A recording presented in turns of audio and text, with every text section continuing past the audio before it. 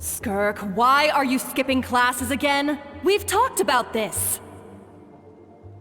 'Cause he's a crabby old man, and he's a boring old man. I don't like going to his classes. Excuse me! You shouldn't talk about your teacher like that! It's very disrespectful! All right, let's not get into a big fight about this. Skirk's learned what she needs. There's no point forcing her to sit through more classes if she doesn't want to be there. But I'd still love to hear about what you got up to yesterday. Why don't you tell your dad all about it? I went diving, and I saw this huge fish. I never knew they could get that big. It looked kinda dumb, though, with that stupid big fat head. I tried to shake its fin, but it just spat water at me. Oh, and today, I'm gonna go to that prairie up north. There's supposed to be this giant bird there that can spit fire. I bet if I climbed on its back, it could fly me all the way to the stars. Then I suppose your old dad should get one as a pet too. Otherwise, how are you gonna hear me call you for dinner up there in the stars? When it's time to eat, I'll come back on my own, Zilly. Anyway, gotta go. Bye, Mom. Bye, Dad. Wait! Put on a coat at least, you'll catch a cold! I'm talking to you, young lady! You spoil that child, you know. Ever since that merchant ship arrived, she practically lives outside. Always going on about exploring the beyond one day, whatever that means. Ah, let the kid do what makes her happy. Besides, we both know you're all bark and no bite. Come on, our little adventurer is gonna be hungry when she gets back. Let's get started on dinner.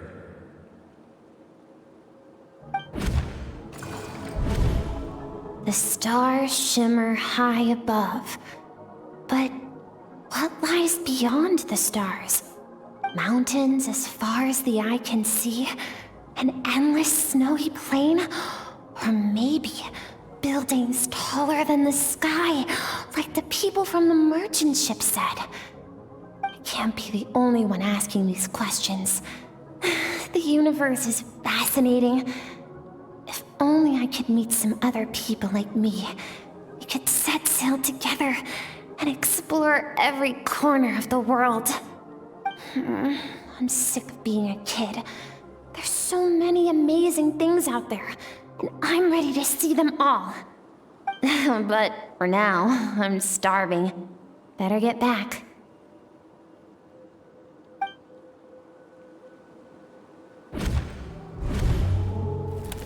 Don't let a single one of them get away! No, please, spare the children! Stay back! They're coming! Run! Help! Eliminate the threat. Take them down! Don't be scared. Help! This way! We'll never make it! Fire. There's fire everywhere. What happened? I told you we shouldn't have trusted these outsiders!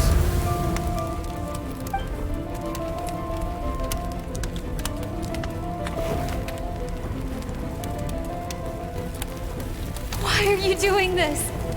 What did we do to deserve this? We welcomed you with our finest food and drink, showed you the best our home has to offer, gifted you cloth dyed by our own hands. And this is how you treat us? Run! Save yourselves! Captain, Zone 3 is clear and we have Zone 2 surrounded. Begin extermination. Remember the orders from upper command. No one is to be left alive. Rest assured, sir. We have enough munitions to annihilate these savages and burn their entire civilization to the ground. Good. The only ones who put up a real fight are that man and his wife, correct? What's their status? We shot the man in the ankles and the wife broke her wrist attempting to fight back. They won't be doing much more fighting. They're holed up in their home for now, but they won't last long. to prevent them from making some kind of last stand. We're planning to clear out the other zones first so we can send a bigger squadron to surround them. Well, well. Turns out some of these beasts do know how to use their claws. Now the threat these savages pose will be undeniable. Let them cling to what's left of their lives for a little longer. Once the other zones are cleared, I'll cut off their heads myself.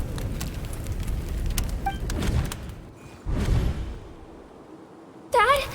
Mom? Skirk, you're all right? Thank heavens. I'm so happy to see you, sweet girl. But you need to go. It isn't safe here. They'll be back any second. What happened? You're bleeding a lot. Dad? Mom?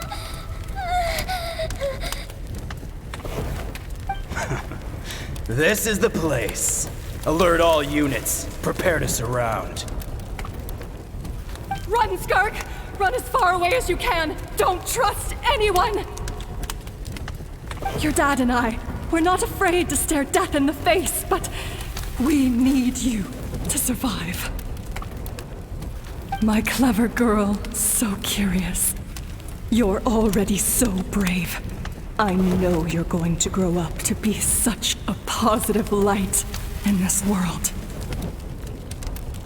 Whenever you miss us, just play this song. Remember, life is a gift. Don't let darkness claim it.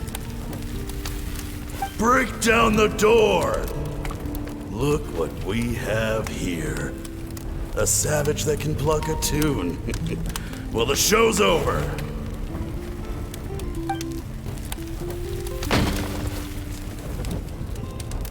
You! Stop singing! Shut it!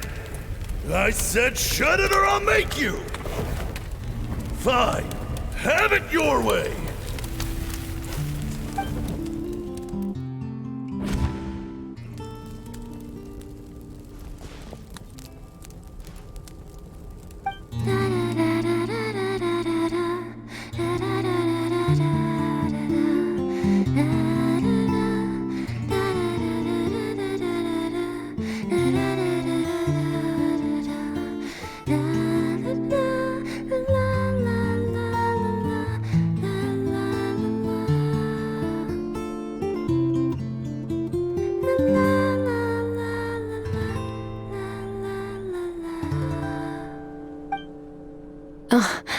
You're awake? What is the secret to power? Longing, hatred, self-preservation. No, it is fear. The fear of losing those you love. The fear of watching your home burn. Fear of loneliness. Fear of death. Fear is the source of evolution. It forces humanity to adapt to their environment and overcome hardship. It is in the process of prevailing over our fears that we surpassed first ourselves and then the rest of the world. That fear is now part of you. It calls on you to evolve. And it is time to answer. Any minute spent missing home is a minute wasted. Practice your sword work instead. Do not make me tell you twice. But, Master, I can barely lift the sword anymore. If I keep going, I feel like my wrist is going to break. So it has not broken yet. Then pick up your sword and keep practicing until it breaks. I want to hear the cracking and splintering of bone. After all, bones can always be reset.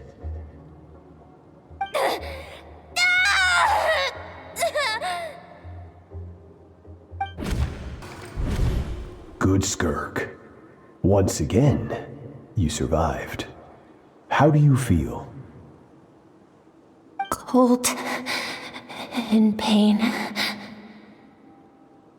These are signs that you are adapting to the abyss. Each time the flesh is torn and the spirit crushed, each time you claw back from the brink of death, you become stronger. I now understand why these people sought to destroy your homeland. Your potential goes beyond even what I could have anticipated.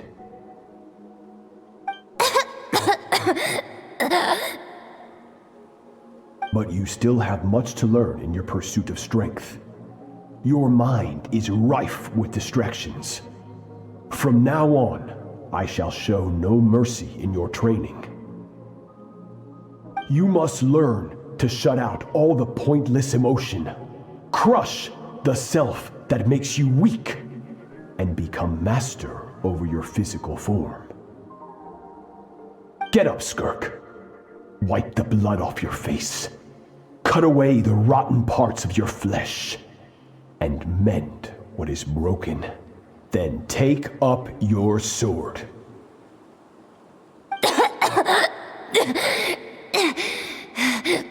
Yes, Master.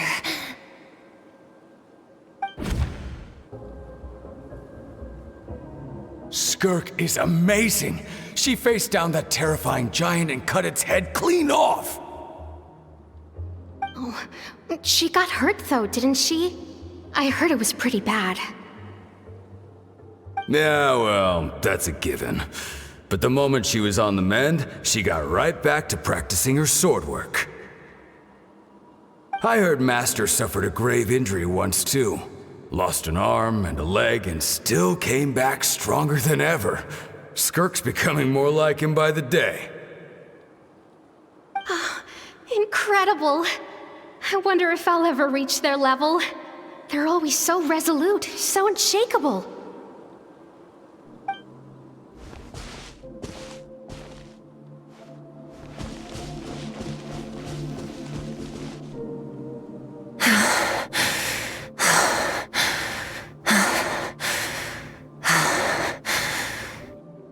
Pathetic. You're not even trying.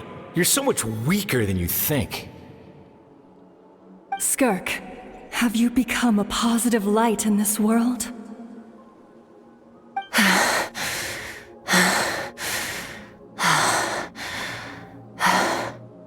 Do you even remember how many of us perished in that fire? How many bodies were left to rot on the scorched earth? Yet you alone live on. Keep your gaze fixed on your blade. You don't deserve to rest. I have so many questions. I just want to jump in a spaceship, explore the whole universe, and get answers from the stars. I just need to wait till I'm grown up. Then I can do anything. Now, you must bid farewell to who you were in the past and become someone stronger. Run, Skirk, run! Only death awaits us here. Keep running, and don't ever look back.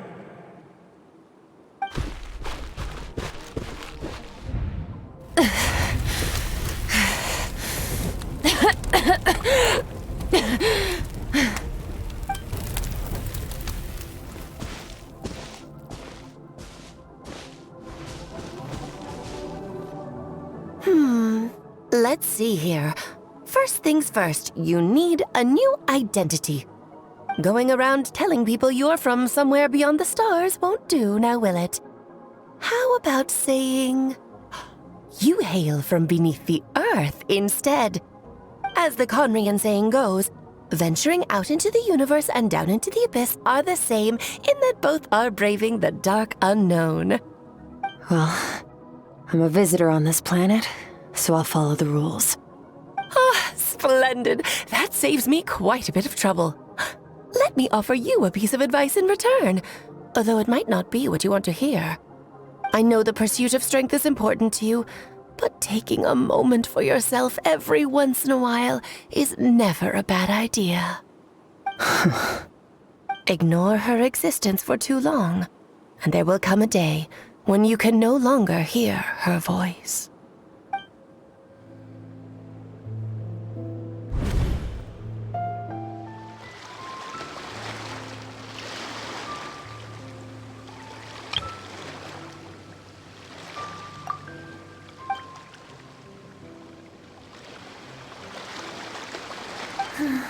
I've always thought that, even when falling leaves don't come from the same tree, they can still form bonds of kinship when they meet.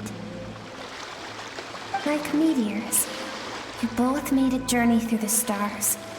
Both travelers who have landed on a planet that is not your home. Yet, when she first noticed your presence, although she hesitated for a moment, she still chose to walk away. Indifferent as ever.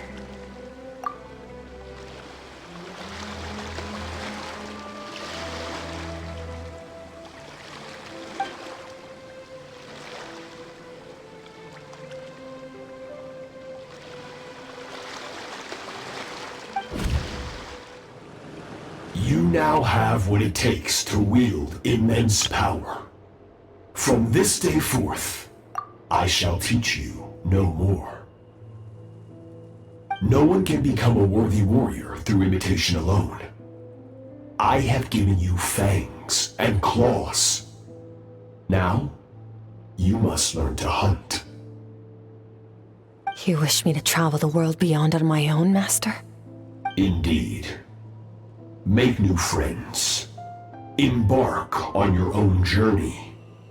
And piece together a new future from the shattered remnants of your past. We will still have contact through the abyss. But know this. One day, I will take the life you worked so hard to rebuild and reduce it to ashes. Just like the fire that haunts your mind. Why would you do that? I have told you before. Fear is the catalyst for human evolution. You have tasted loss. You have known fear, so deep it can be felt in the bones. But as living beings, we all have an instinct to detach from that which harms us. And thus pain dampens over time, and the acrid taste of fear becomes but a distant memory. Yet now, I have bestowed upon you the gift of fear eternal. It will drown you in the nightmare of your childhood, or it shall drive you to defeat me, whatever the cost.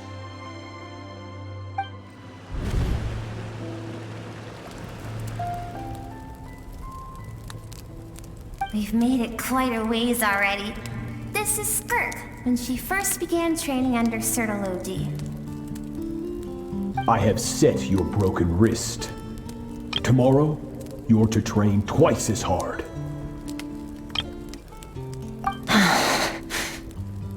No tears this time. Good. Attempting to garner sympathy through tears is a habit of the weak. A pitiful, useless ploy. Can I ask a question, Master? Why did you save me? I keep thinking, maybe it would be better if I had died. I wouldn't be haunted by that fire all the time. I wouldn't have to go on like this. I saved you because I have a plan for you. It has been too long since I fought a battle that demanded my full strength, and I hunger for it.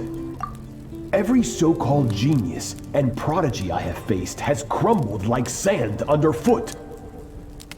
Before me, even fate bends the knee.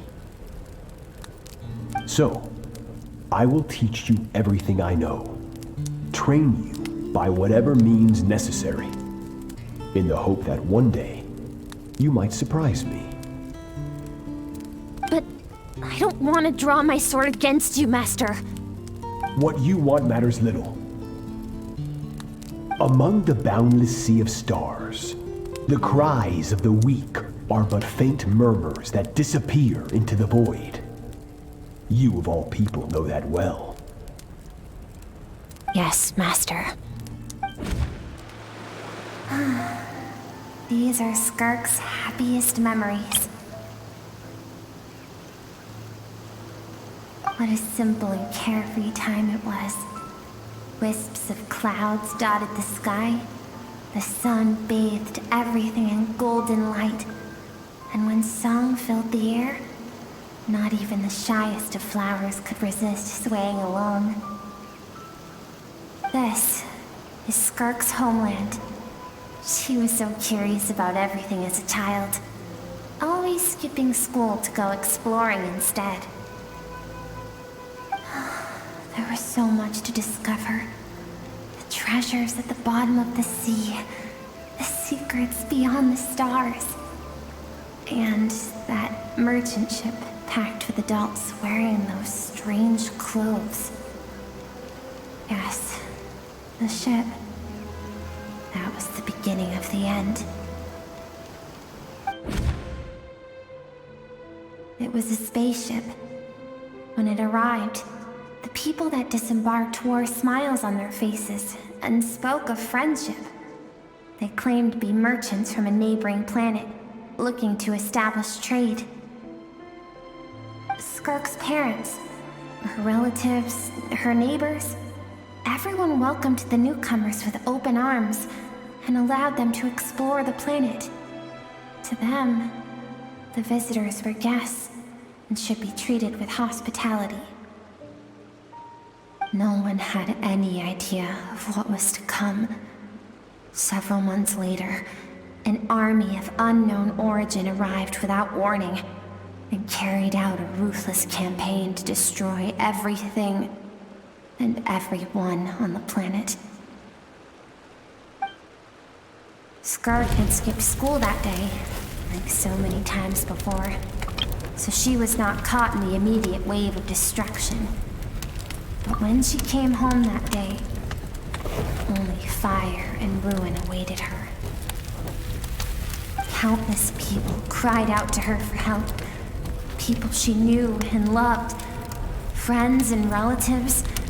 The little girl who lived next door. The shop owner with the bad leg. The bad-tempered teacher she had made fun of just that morning.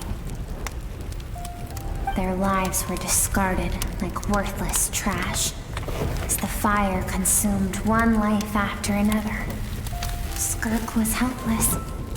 All she could do was run. And so she did. She kept running until an unexpected figure crossed her path. If Sertology hadn't been there in that moment, the fire would have claimed her life too.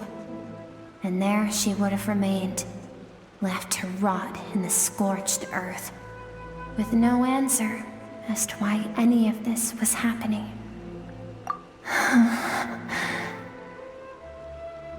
Because she and her people were seen as a threat. As the initial merchant ship explored the planet, they discovered that it hadn't always had the condition to support life. Yet there was evidence of human activity, even during the periods of extreme heat or cold in the past. Further research revealed that, over time, the people of this planet had evolved the ability to adapt to any type of environment or energy source.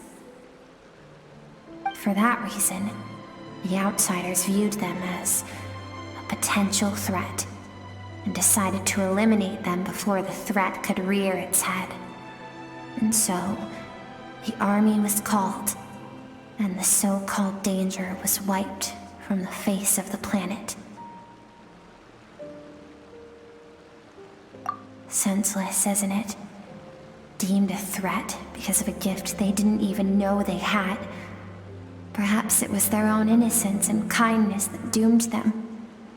But in the end, that was lost to the blaze as well. If those with power get to decide good and evil, then all you can trust in is the sword in your hand. And so, before death could claim her, she ran. She ran and never stopped.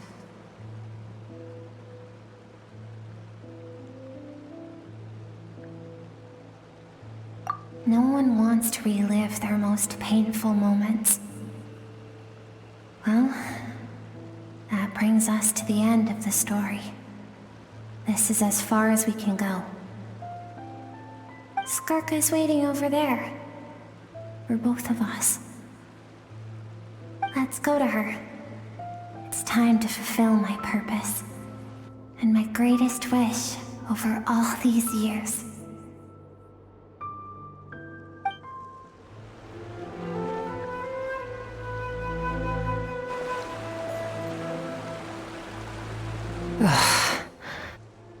So all this, just so you could bring her here? I have things to say to you. Well, to me.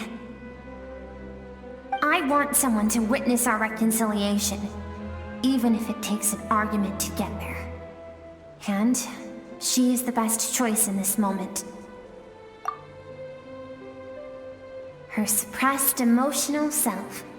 The version of herself she keeps locked in the recesses of her mind, stifled by reason. All those rejected impulses, those discarded aspects of your past selves, they are a part of me now. I am who you used to be. Someone you have refused to face for too long. So, I came to face you instead. You're wrong. I've faced you all along. And that's exactly why I keep you locked here. Your existence makes me weak. Moments of joy and longing are when we are most vulnerable. Don't forget, it was a penchant for goodness over reason that doomed our homeland in the first place. The vastness of the universe renders everything insignificant. Our feelings most of all. Even so, learning from the mistakes of the past doesn't have to mean erasing everything. Strip yourself of your so-called weaknesses, emotions like kindness and empathy, and what makes you any different from the ruthless soldiers who slaughtered our people? The difference is that I'm doing what is right, what is necessary. I allow you to exist, but with limited freedom. That is the greatest kindness I can offer. I have shouldered everything you couldn't carry. I rose above the numbness and emptiness, and it was cold, unfeeling reason that brought me this far. It made me who I am. It made me strong. That is the problem. I want to shoulder those things together. On the grand scale of the entire universe, maybe our feelings are vanishingly small, but why should that mean they don't matter? Emotion gives warmth to the cold expanse of space. It gives meaning to the world around us. Think back to those nights of gazing at the stars, those afternoons of exploring the unknown. Think back, and let them grant you peace. A brief respite from the pressure you put on yourself.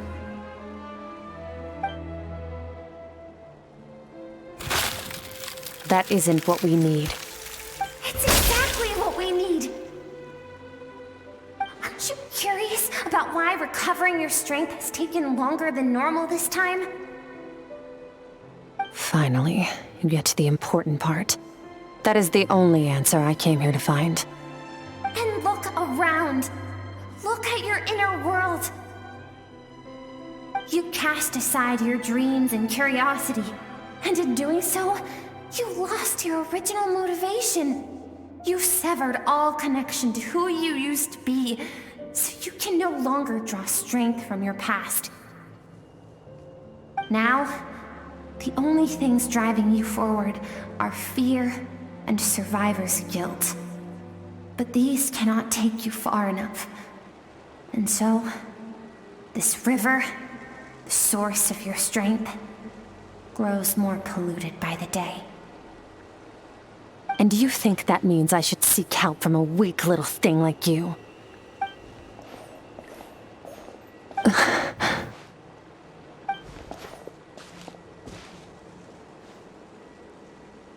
thank you for saying that.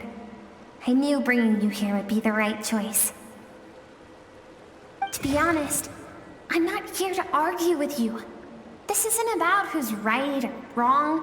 And in fact, I agree that in order to make it through the wake of that tragedy, we had to distance ourselves from the pain through reason over emotion. But what is right at one point in time isn't always right forever. I know you will never forget that fire. I know the fact that you were the sole survivor fills you with guilt. And I know that among the voices that haunt you, mine is there too. Because deep down, you know that you didn't turn out to be the person you wanted to be. All those unfulfilled hopes are like knives to the heart. And I don't want you to hurt anymore. So even if you can't accept me, I hope, at least, that you can let go. I keep thinking, maybe it would be better if I had died. I wouldn't be haunted by that fire all the time. I wouldn't have to go on like this.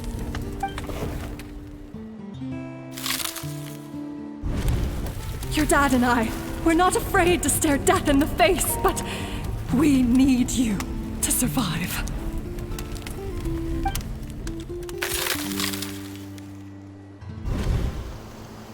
I'm sick of being a kid. There's so many amazing things out there, and I'm ready to see them all.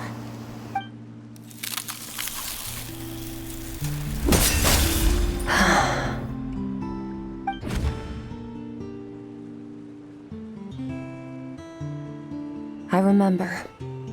There was a song Mom and Dad always sang when we went out to fetch water. Dancing water. The sand along your path is begging for your song and movement. Will you carry this burden with you on your journey? I am not the dancing water, and you are not the burdensome sand. But if this is your wish, then I will carry you with me until the end. Thank you. I should be thanking you.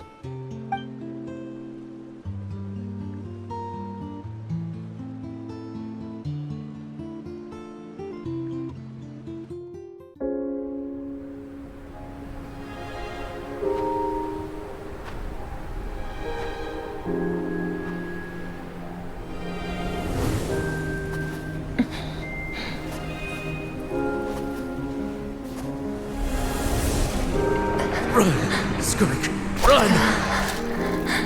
Remember, leave no one alive! Heed my words, Skirk. Let fear take root in your soul. Did you survive? Why was it only you? Skirk, did you become a positive light in this world?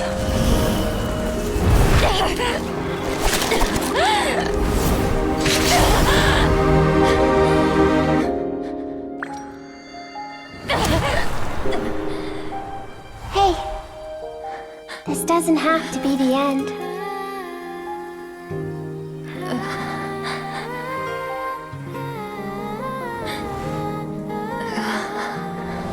Life is a gift. Don't let darkness claim it.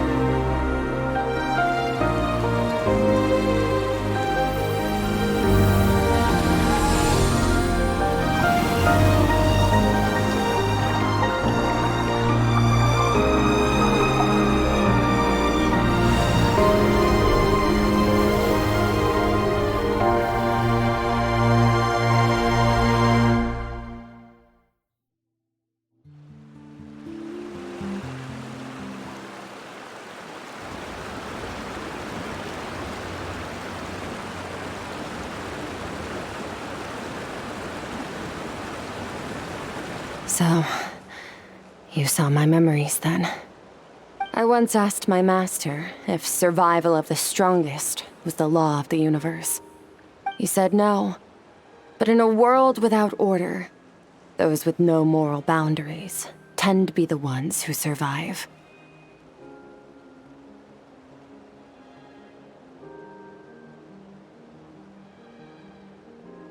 That's why, after hearing his answer, an idea came to mind. An idea that, one day, I would create a new world order. One in which there would never be another tragedy like that fire. One in which power was not the law of the land. But that means I must defeat him. Because my master, Sertologi, is, at the core, a defier of all rules and order. Yes, and not just because of the gap in our abilities, but also because I have no reason to see him as an enemy. Although his decision to train me was not made out of kindness, he did everything a master should. He saved my life, taught me the sword and the principles of strength. And for that, I respect him. I know, and it's not something I want. But Master never goes back on his word. I have to treat everything he says as a promise. He's no longer into that, but he sends me messages through the abyss every now and then. Most of them are simple greetings, or an answer to one of my questions. Every time I hear from him, my heart skips a beat. And I wonder if this is the moment where he'll finally appear before me and tear down everything I've built to pieces. Maybe that means I do live in eternal fear, just like he said. Yes, I respect him, but I'm also afraid of him. And for that reason, the pursuit of strength consumes every moment of my life. I don't know what Master has planned, but I have to be ready. Help me? Why? This isn't your fight.